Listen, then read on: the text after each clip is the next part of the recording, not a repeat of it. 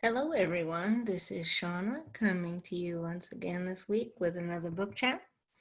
Um, if you've been following this series over the quarantine, you know that I really appreciate some good memoir. And this week I'm coming to you with a recommendation from my library.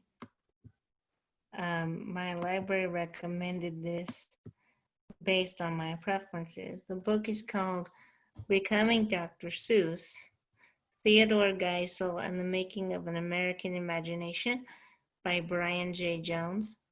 And it was published, this edition, the cover is from the Kindle edition, published in 2019 by Dutton. And this book is a bit of a time commitment. It's almost 500 pages, and it chronicles Theodor Geisel's entire career from his early growing up years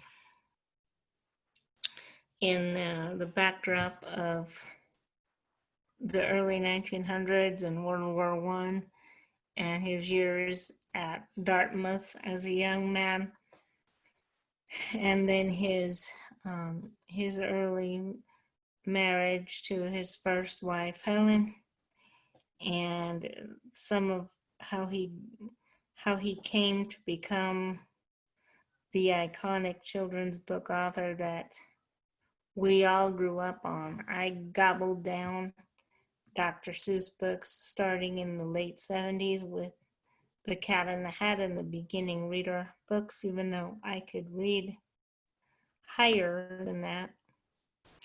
But I really appreciated this biography is extremely well researched, and it's very candid.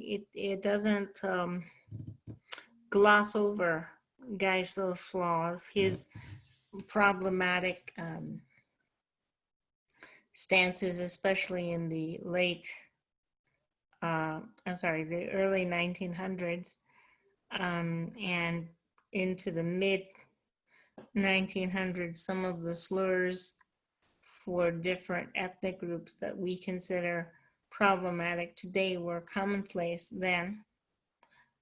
Even some of his early misogynistic portrayals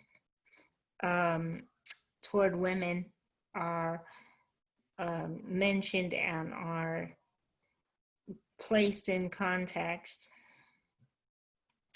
But the book also shows his growth over the years and his tremendous contributions to children's literature and to reading in general over the years. It's really a book that's worth your time.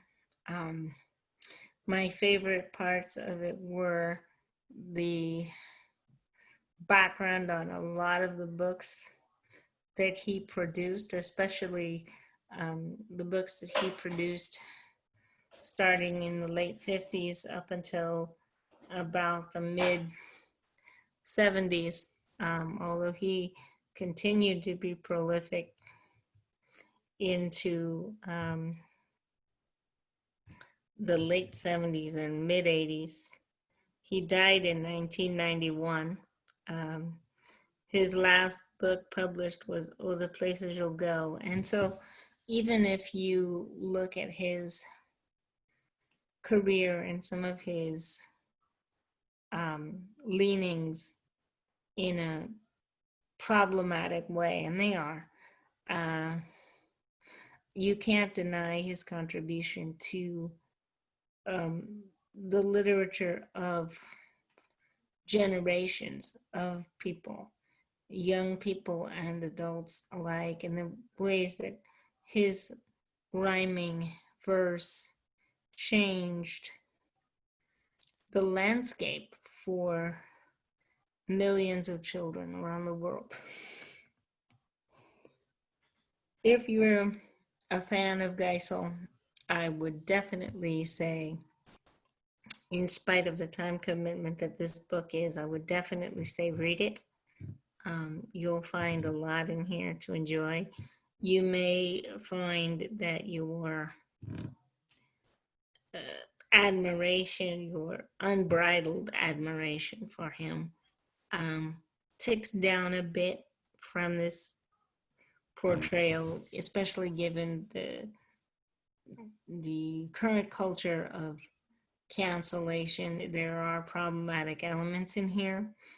Um, but I really think the book is worth the read, and that we have to be careful to not throw out the contributions of the artist and their impact on our lives, um, in spite of what we may see as flaws in their character, um, in the present or the past. So that's my recommendation for this week. I have another library book um, in the works right now, and I found a couple more books around my house. So in the coming weeks, expect to see more book chats from me, Lord willing, and I'll be back very soon with another one. Hope you're all staying safe, everybody. Hope you're finding ways to be productive and ways to maintain your health in every way over this pandemic period. Take care of yourselves. Be good to yourselves. And I'll talk to you very soon.